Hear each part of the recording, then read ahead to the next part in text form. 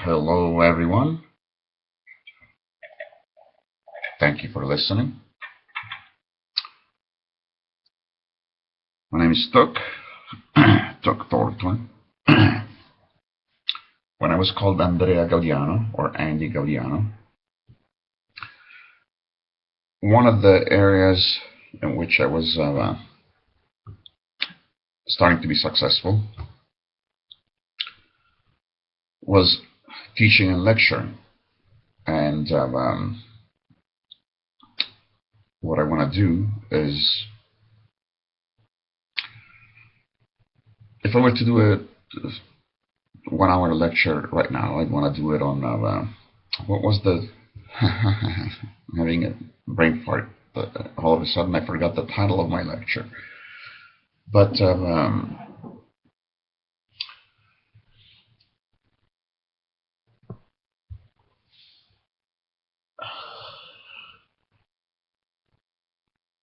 it had to do.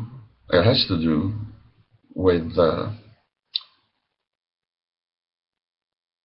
human animal, but specifically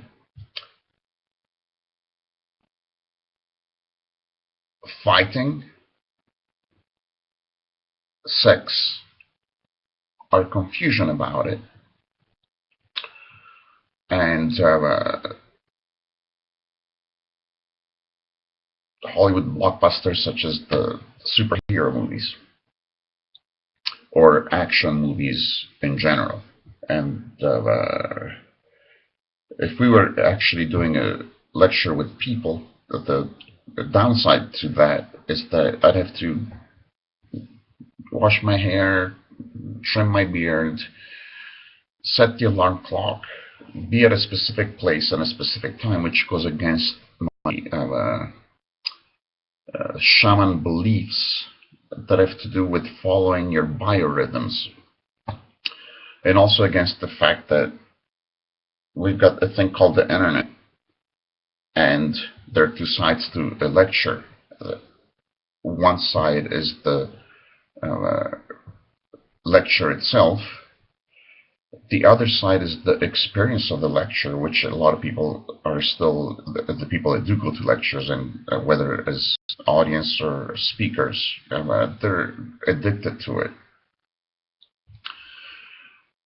But the other side of the lecture that's not done online is the interactivity. Now, granted, we can interact by putting comments and replying with text and or video and or images, etc., etc., etc. So it can be interactive in that sense. But if it was a lecture with actual people present, we could all laugh together, and I could invite you to intervene and make jokes about the fact that I forgot about the title of the lecture. The other thing is that whereas many times with lectures you prepare for the lecture and you probably have the title of the lecture on easily readable on your own notes and on the program or whatever it is. In this case, I've not prepared for the lecture and I don't have any notes. But with my apologies, if you will excuse me, I want to see if I remember the title of the lecture, but I don't want to spend, I only want to give myself 1 or 2 minutes. If I don't remember the title, it's probably going to come back at some point. So I'm going to give myself a couple of minutes to see if I remember the title. If I don't, we'll go without it, at least for the time being. But and my apologies, bear with me for a couple of minutes.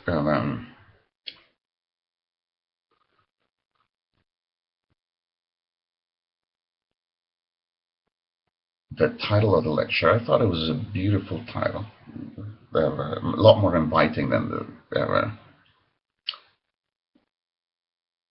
my thoughts about the fact that I forgot about it. But okay, hold on a second.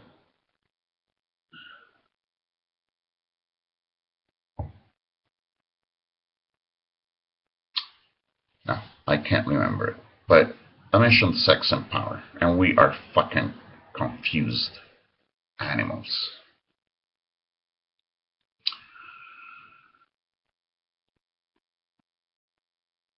Action movies. I've just watched Sin City by Frank Miller.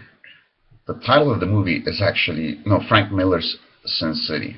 For those of you that don't know, Frank Miller is one of the most seminal creators in comic books. And as we know, in the past few years, comic book superheroes have become the primary source for blockbuster movies.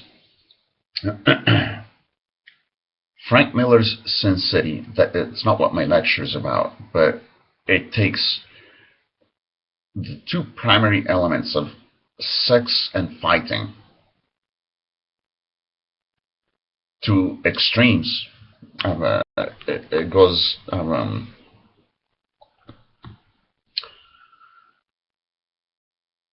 you can read the comic book or download the movie, but which I don't necessarily recommend that you do, and it's not for the faint of heart. But stylistically and in terms of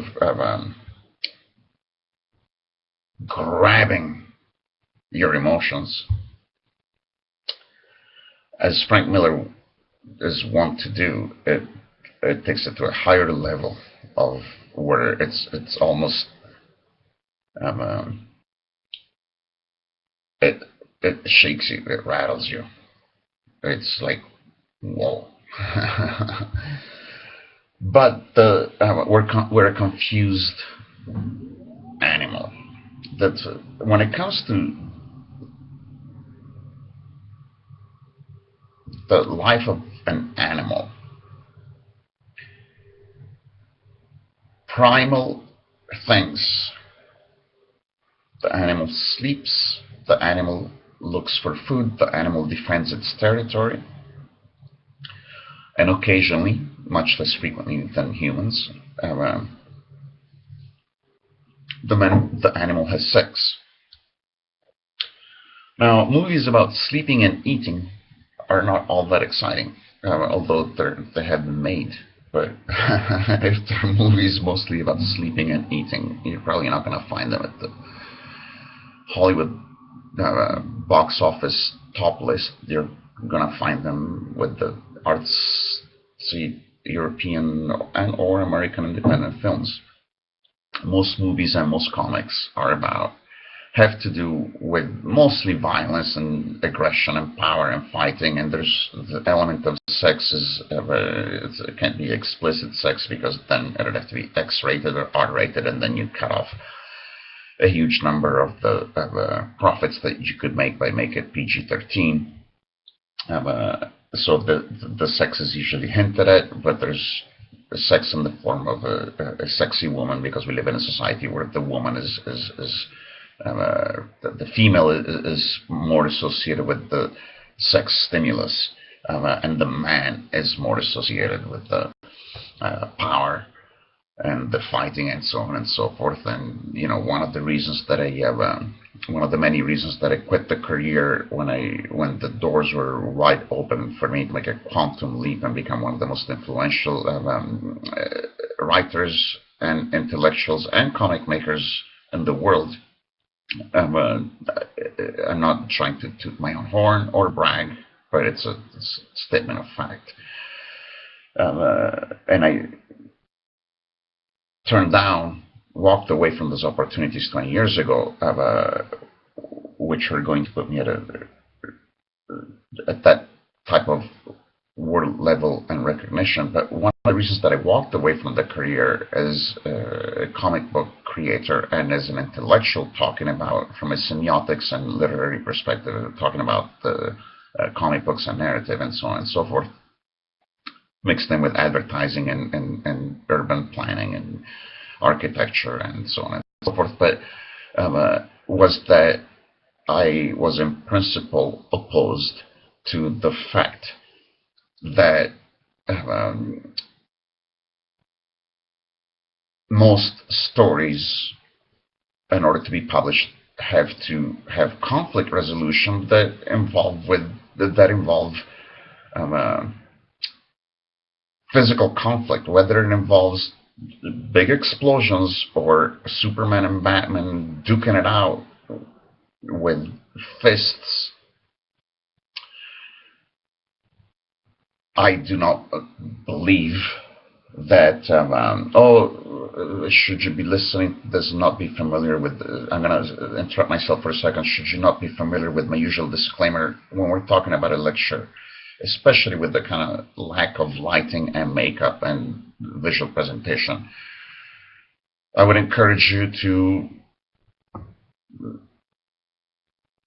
remember that you can listen to the audio without looking at the video. You can open another tab and look at your favorite artwork, or Batman images, or porn, or flowers, or sunsets, or whatever it is, or just put your headphones on and it's like, I don't like the image, but it's easier for technical purposes to be speaking through video, although my main purpose is audio. So this is about the audio, it's not about the video. But what I was going to say is that I'm opposed in principle to conflict resolution by use of force, as it says on the Model Land Cards Dictionary. For those of you that are not familiar with it, if you go to modellandcards.com, or it's gotten to the point where you can just do an internet search for Model Land Cards. It's spelled with 2 L's. You'll be able to find the modellandcards.com website. And if you go to the dictionary, it's just a beginning of a clue about the fact that I am profoundly opposed to the use of force against anybody that doesn't want to use force against anybody else. So in the dictionary, and even in the pages that branch off of the dictionary, I do not get into a lengthy explanation of my profound and lifelong opposition to the use of force against anybody, against somebody that doesn't want to use force against anybody. But that I do have that profound opposition to it. And I'm conflicted because I love movies where people blow each other up. It feeds that those primal senses. However, the fundamental difference between the human animal and the other animals is that we have to, an animal is going to resort to force to collect their food and to defend themselves and or their territory. The reality of it, arguably, there's other ways that we could look at it, but the reality of it is that humans have that instinct, but they don't have those circumstances. Most of the time, we do not have to defend our territory or ourselves on a daily basis, and most of the time we do not need to get our claws out and engage in a form of physical assault to procure our food. We go to our supermarket, to our grocery store to purchase our food. And whereas in movies and comics it makes for great and thrilling and riveting entertainment to have movies where it is dangerous, there's danger present, and you have to defend yourself. In reality, despite the news that talk about the murder rates and the gangs and the this and the that, And if you know Modelland cards, you might begin to have an inkling about the fact that I look at gangs as something very different from the way they're presented in mass media. And I think that they're actually a way of the future in the kind of society, in one of the kind of societies that I envision. But that's a delicate subject to get into right now, and it's not really what I want to get into. But despite the fact that we're either bombarded by fear and the news, whether it's the fear of the terrorist or the fear of the gang or the quote unquote random violence, in reality, that's not part of our daily experience. But we've got that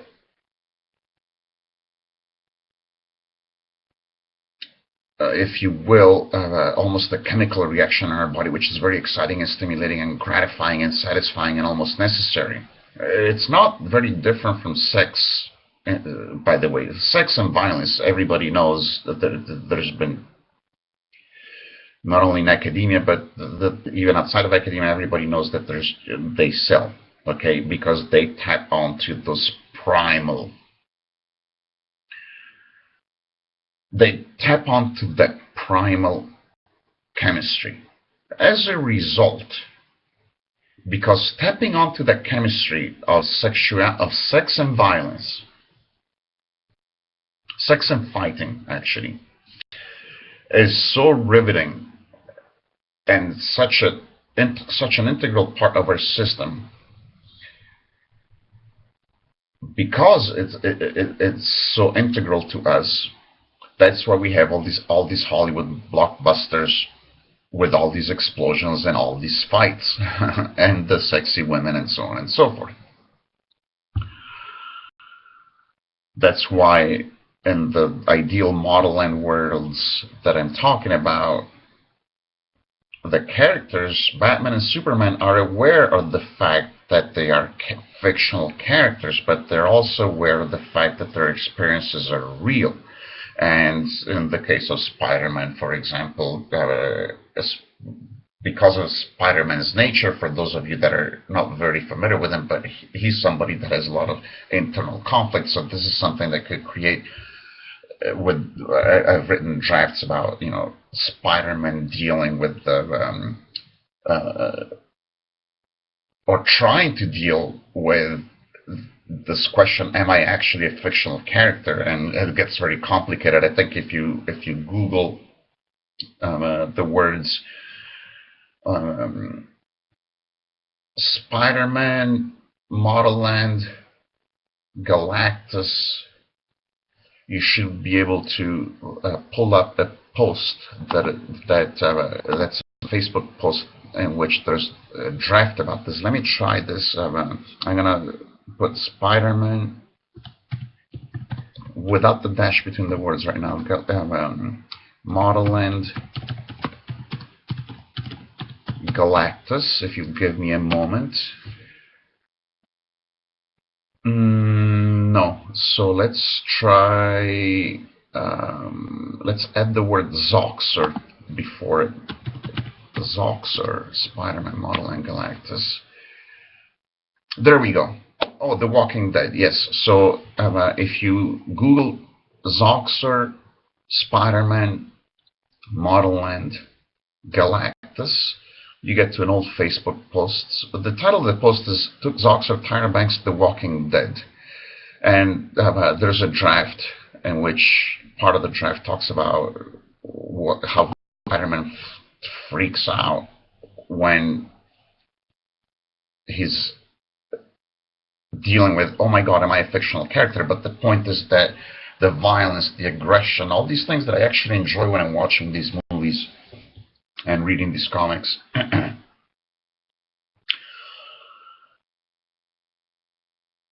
I confine it to fiction or contact sports or the UFC, or you could argue even if actually, I'm not going to open that parenthesis now, but in an ideal society, we do not resort to force for conflict resolution. And we also are much more enlightened about sex and sexuality.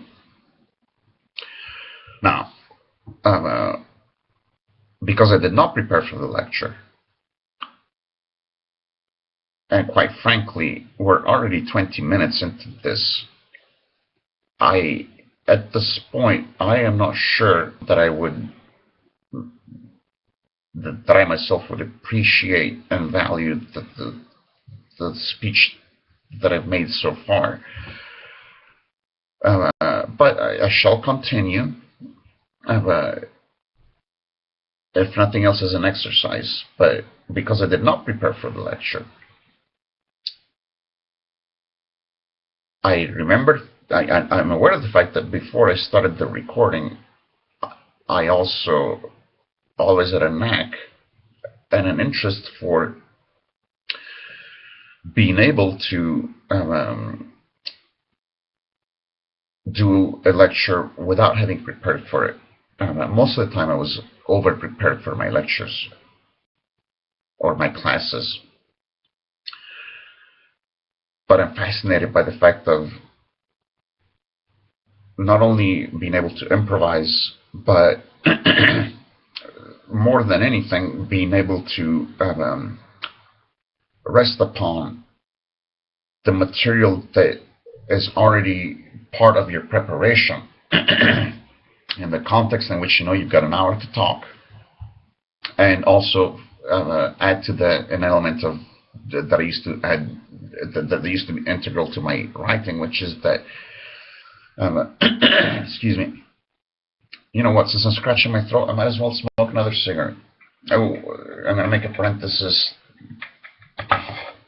Bear in mind that our ideas of what's healthy and what's not healthy change over time. There could be a time in 20 or 10 years from now when they'll tell you that chicken broth is bad for you and you should let your children smoke. I'm not saying that's necessarily going to happen, but what I am saying is we need to ease up a little bit on our convictions about what's healthy and what's not healthy, because it's a lot more complex. I'm telling you this as a shaman and as a human being that has experienced a lot and experimented with awareness a lot. So our convictions about categorically saying this is bad for you and this is good for you are frequently a mistake in being such convictions. It's a complex thing. But I was going to say, when I used to write more in a conventional sense, one of the techniques that I would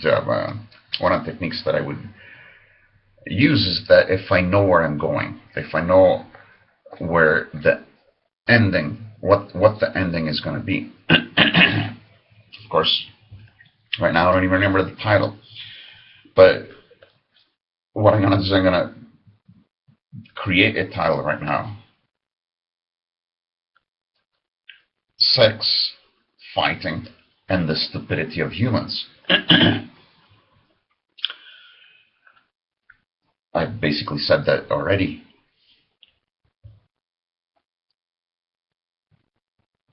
We live in a world where almost 1 billion people are starving, and with 1% of the world's wealth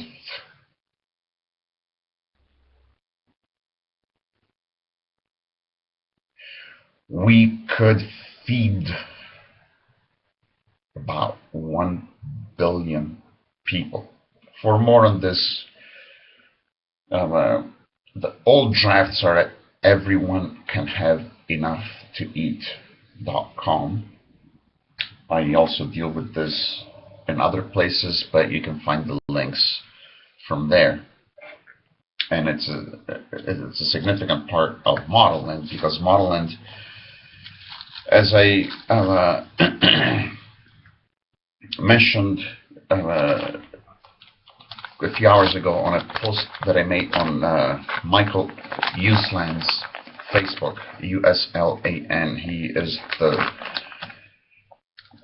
genius, I would argue, that The Boy Who Loved Batman is the name of his book, which I haven't read, but who loves comics and teaching about comics as much as I love comics and as much as I love analyzing and used to love teaching about comics.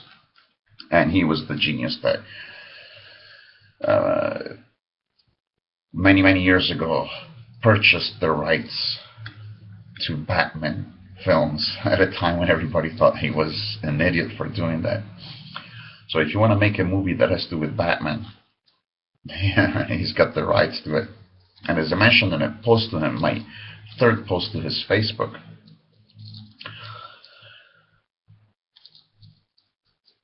yeah, everyone can have enough to eat. And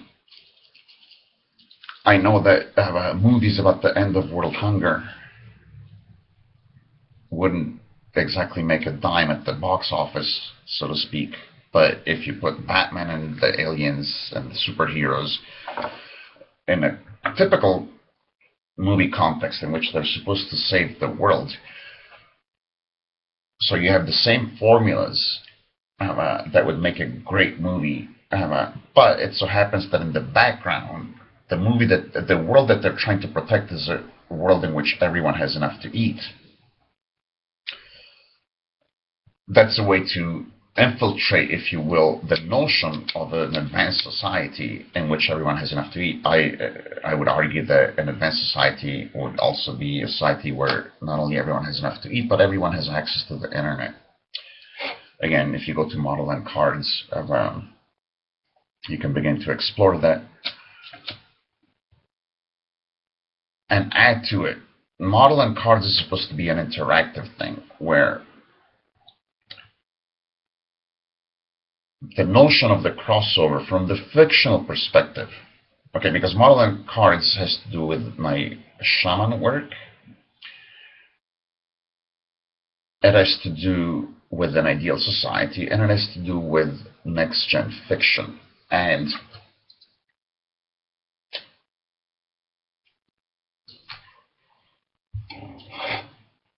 as I explicitly indicated in one of the earlier drafts, which later became Model N Cards, which was called Survivor versus Superheroes.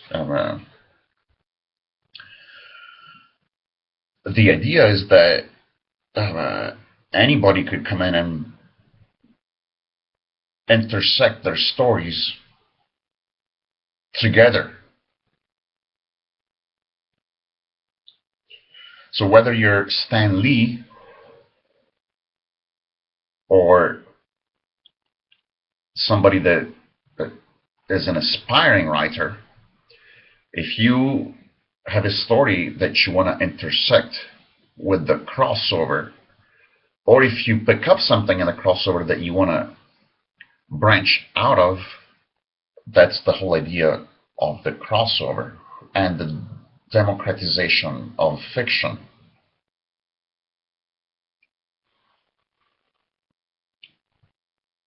But I was going to say,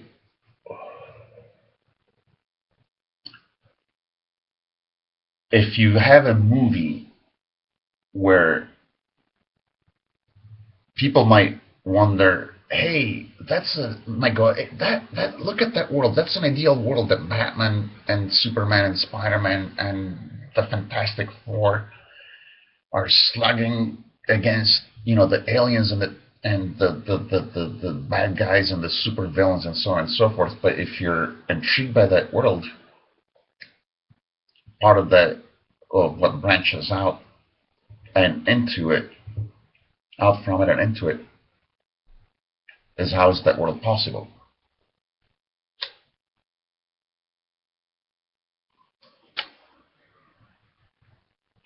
But the main point of the lecture was going to pivot around the fact that we, because of the sex and the fighting urge and chemistry that we have, which may or may not be something that an evolved society might have, because it's arguable that an evolved society would not even have that chemistry in it, and it's possible that it will have that chemistry in it. But with fiction, we are stuck in a situation where we have to monsterize the enemy, because we need to beat up and blow up the enemy. So, since we're taught that we shouldn't beat up and blow up people, although it's ironic that at the same time that one time when I was teaching in Arizona,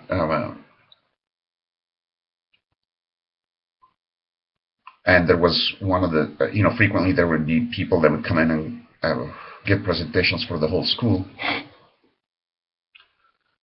And on this particular occasion, it was somebody from the police department that was coming in to try and explain to the kids, the quote-unquote kids.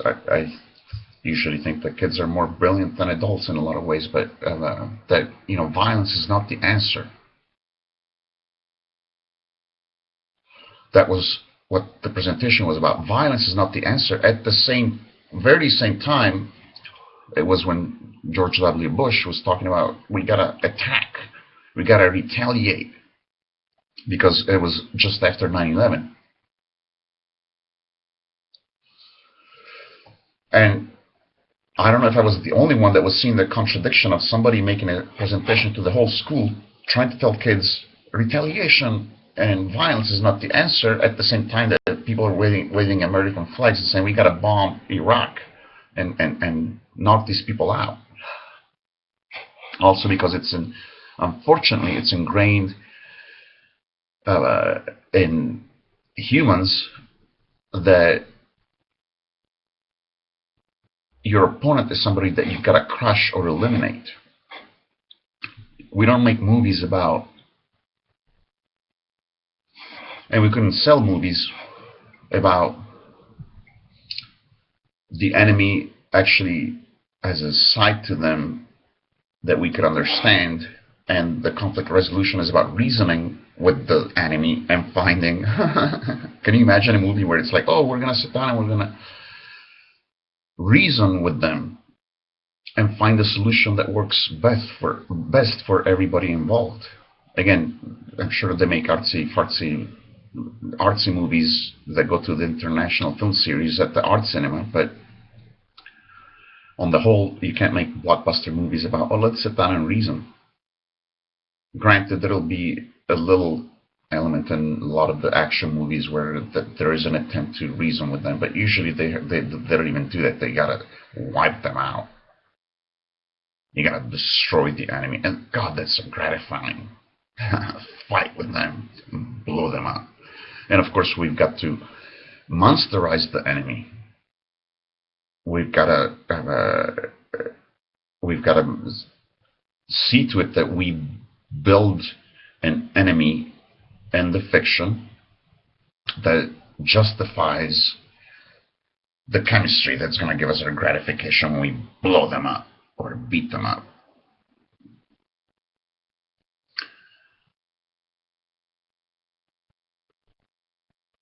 That has very negative consequences on our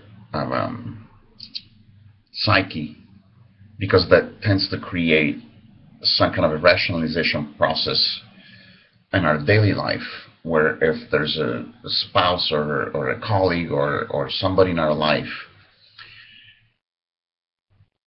that is in conflict with us, our brain has been trained to create this dichotomy, friend or enemy, good or bad. And just like in the movies, we cannot blow up people and destroy them and beat them up unless they're monsterized in our psyches. We cannot make that dichotomy choice, friend or enemy, good or bad, without creating something in our psyche that justifies our saying, okay, that's a bad person, and I'm justified in doing whatever it is that I'm going to do, which in regular life doesn't usually involve blowing them up. But we have to create the dichotomy. They're the bad guy, I'm the good guy.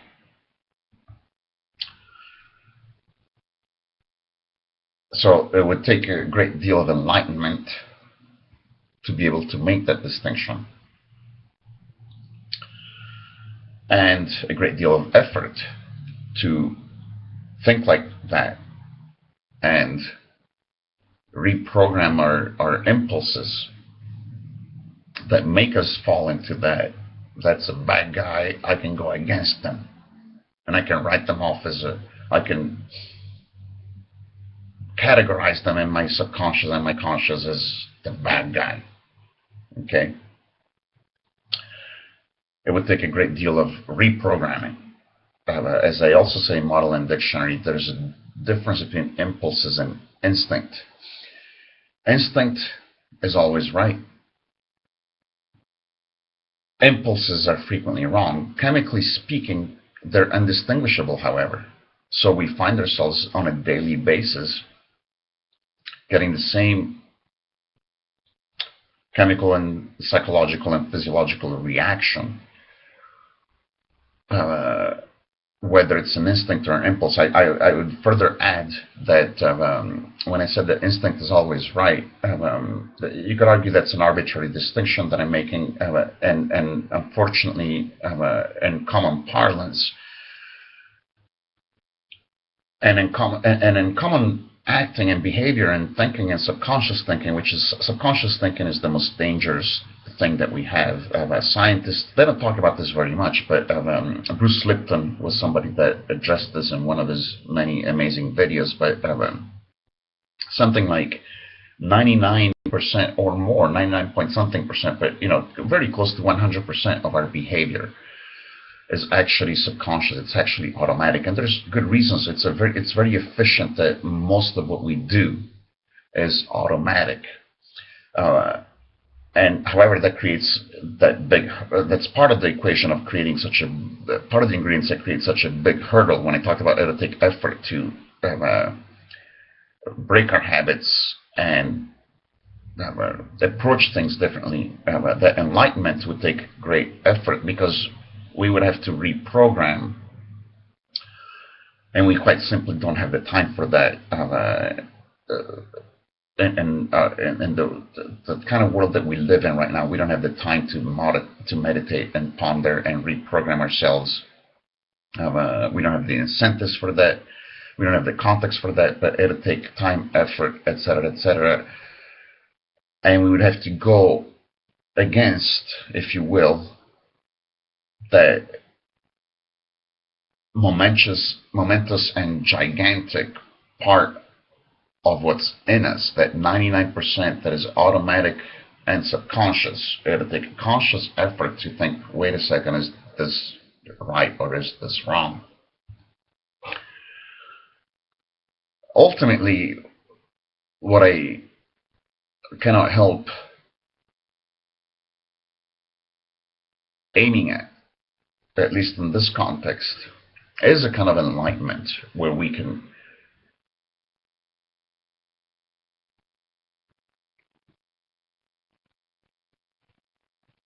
start to distinguish between the fantasy world, whether it's in a porno story or video that you're watching or a blockbuster movie that you're watching, distinguishing between the benefits, the chemical, physiological, emotional, physical, mental, the overall benefits of releasing those primal urges, distinguish between the fantasy in which we could let that take place and the reality, so that you can play a video game or read a story or watch a movie or a TV show that gives you the oomph on the sex drive and gives you the oomph on the power of beating up the enemy, blowing up the enemy. But when we meet somebody, when we interact with people, when we, whether it's on a global scale or on a personal scale,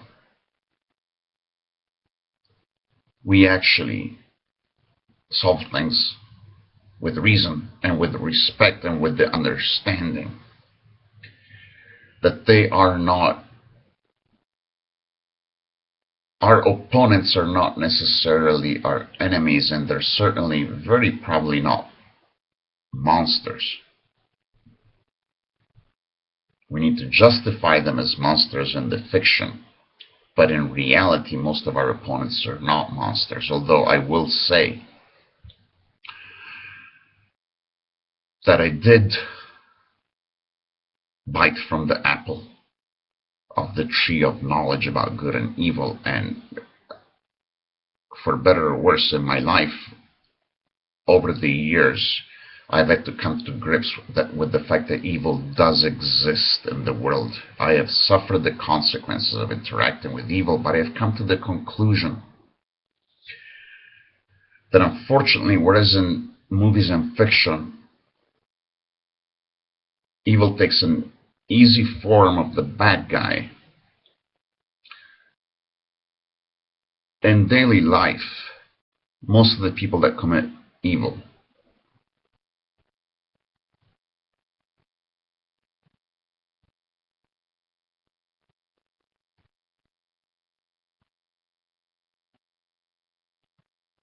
are not, do not look and do not act and do not behave in society like the bad guys do in the movies. And you need not be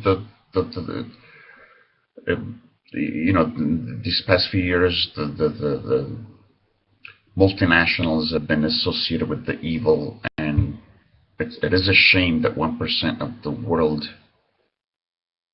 has 90+% of the wealth. It's very complicated, but the fact of the matter is that I have found more evil among quote-unquote common people that are not big, powerful leaders of multinational oil companies. I found a lot more evil in the common person than I did either in the movies or in the big multinational oil corporations.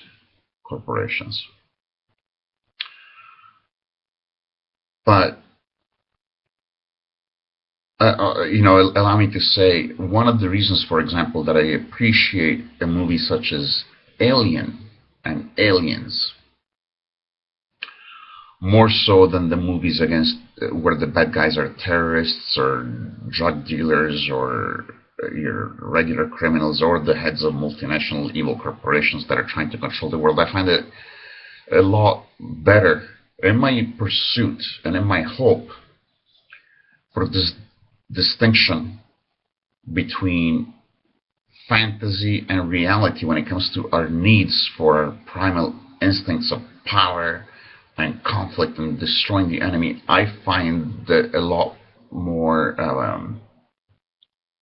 aligned with my beliefs, with my principles, to watch a movie like Aliens as opposed to watching a movie where the bad guys are drug dealers, because the alien is just a creature that wants to destroy us, whereas in reality the drug dealer is not. And even the big head of the corporation that wants to drill oil is not a monster. It gets very complicated. But again, watching a movie like Aliens connects to that primal thing without stepping nearly as much on this notion of the other. So many academic things have been written about the other, but with a movie like Aliens, it gets a lot closer to the true primal defense mechanism without creating the kind of confusion that we have.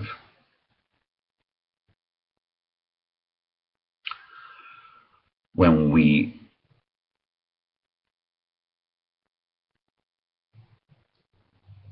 overlap our need for the chemical element of the power and the destruction of the enemy, when we overlap that on human beings, I'm not sure if I should, open the tangent about the ideal society where you do not use force against somebody that doesn't want to use force against anyone. If I should open the tangent, but I think I'm about to do that, about questions such as, well, what would you do with people that do want to use force against somebody that doesn't want to use force against anyone, especially in the context of the question of the question arises when I insist that an evolved society would not have laws. You would have to begin to study what I say with the model and dictionary, etc., etc., etc. But the conclusion is that law is inherently evil with the definitions that I use. There's two fundamental aspects to evil. I would argue the fundamental one is deliberate bad towards others, and a typical manifestation of that is the use of force against someone who doesn't want to use force against anyone. It's on the second point that the law is inherently evil, because leaving aside the fact that even while laws are supposed to protect the people, the reality of it, because of special interests, are that in the end the laws end up being written and used. Written in part, but most frequently used. This is something that a lot of people that haven't had to deal with the situation don't understand, but the laws are frequently used to facilitate the powerful that exploit the weak.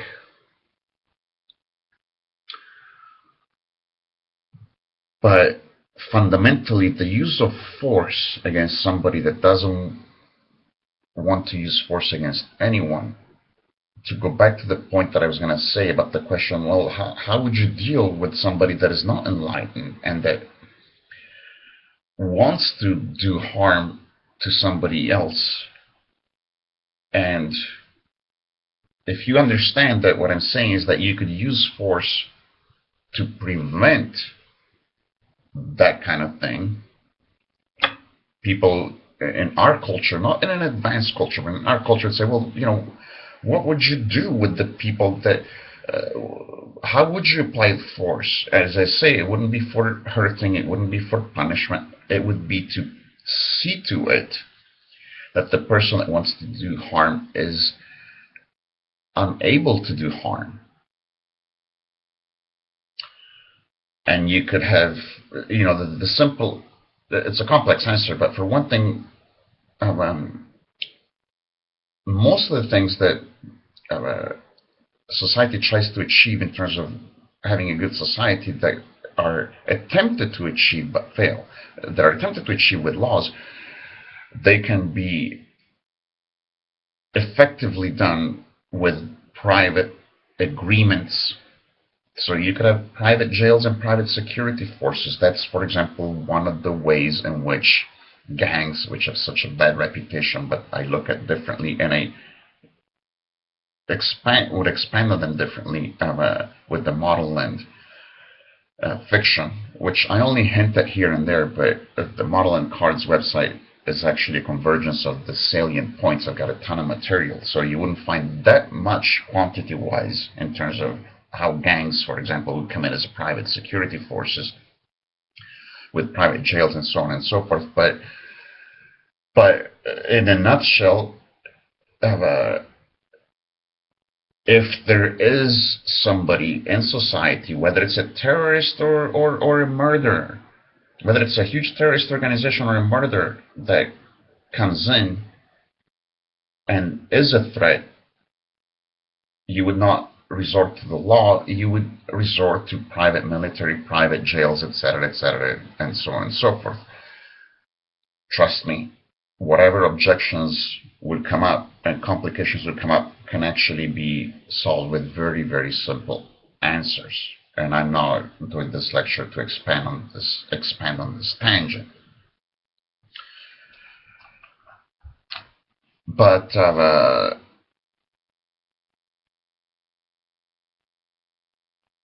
we've only got a few minutes to go. Where are we going to go with this? I recently, just a day or 2 or 3 ago at the most, of the thousands of things that I put online, I created uslan.zoxor.com, uslan.zoxor.com. I've only put up 3 pages right now. It was my second post to Michael Uslan. Again, the guy that he's the producer of the Batman franchise, and the third image that I put there at uslan.zoxor.com connects the Planet of the Apes franchise, and because the Planet of the Apes is a franchise that, in addition to bringing, I would argue, frequently fantastic action sci-fi movies to the screen. In addition to doing that, the Planet of the Apes, as I've said elsewhere, had one feature that characterized it, which is philosophical debate, possibly because the first movies came out in the 60s and the 70s when there was a lot of talk about social change and the minorities and what's a good world, what's not a good world. So the franchise of the Planet of the Apes is one of the franchises that lends itself the most to explicit analysis within the movie, where apes and or humans discuss together what is right, what is wrong, what is good, what is bad, what is a good society, what is a bad society. And so the image from, I believe, Rise of the Planet of the Apes, which is my favorite movie by far in the franchise, I really enjoyed the first one too, but that image, to me, has perhaps the right semiotic quality of the apes thinking. And one of the things that happens in the drafts of the crossover, which recently I've been calling it model and crossover. It need not be called modeling, but it's the notion of the crossover. In addition to the fact that no fictional character in any franchise can time travel without going through the crossover for time travel. You have to go through the crossover to time travel. Currently, it's called the model and crossover, and currently it has to do with the Planet of the Apes. And Lady Dorma, Submariner's wife, I'm getting a little too geeky, nerdy about comic book characters that you may or may not have heard of, but she plays one of the important roles too. But the apes are questioning.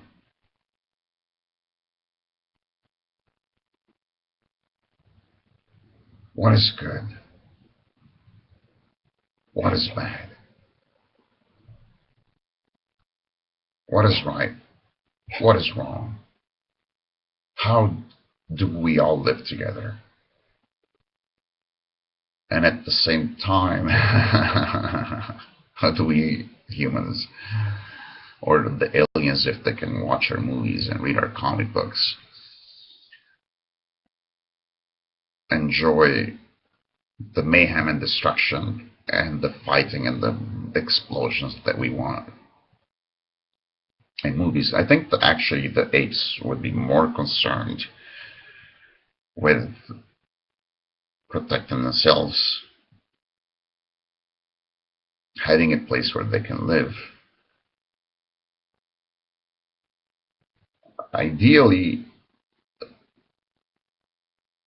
in the fiction, whether or not they all, any or all of them, or some of them realize that they're fiction, we would have this awesome, explosive IMAX battles where they fight for their justice and their territory and their right to live.